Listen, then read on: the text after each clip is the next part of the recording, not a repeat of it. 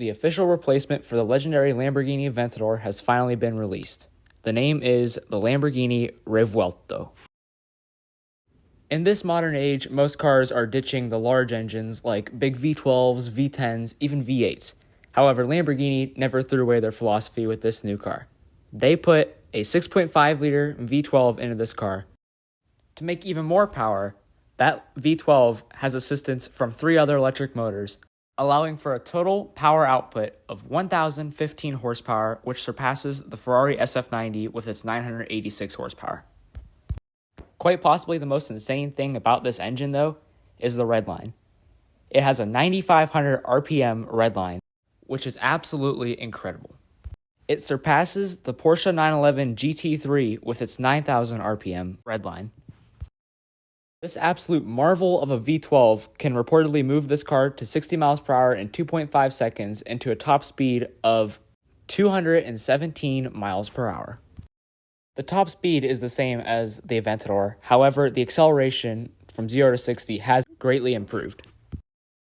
I just can't wait to hear this V12 scream at 9,500 RPM. Its main rival will likely be the Ferrari SF90 with a twin-turbo V8, also assisted by 3 electric motors with a total output of 986 horsepower and a 0 to 60 of under 2.5 seconds. Another really interesting thing about this car is that it comes with 13 different drive modes, some more sporty, some made for just cruising around town, and some eco-friendly modes with a range of 6 miles on electric only. But eco-friendly modes can be kind of boring sometimes, so good thing they have that 6.5-liter V12. Now, just like with the Aventador, there will likely be more high-performance models of this car coming out soon, including maybe something like the SVJ, and then there'll also be just other variations of this model, including maybe a roadster version. Now, I have no idea how they would make this car even more insane than it already is, though, so, I'm kind of excited to see them come out with an SVJ or something model. Now, another thing that has been greatly improved from the Aventador is the interior. The interior is a lot more modern with 3 digital displays.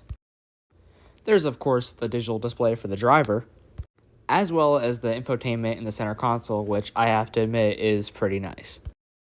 The third digital display, though, is the most interesting one in my opinion. It's a digital display for the passenger that allows them to see the speed, the gears, and other information about the car. This is similar to the optional digital display you can get in modern Ferraris that shows the passenger a lot of the same information that the driver has. I hope you learned a lot about the new Lamborghini Revuelto today. Consider liking and subscribing if you did.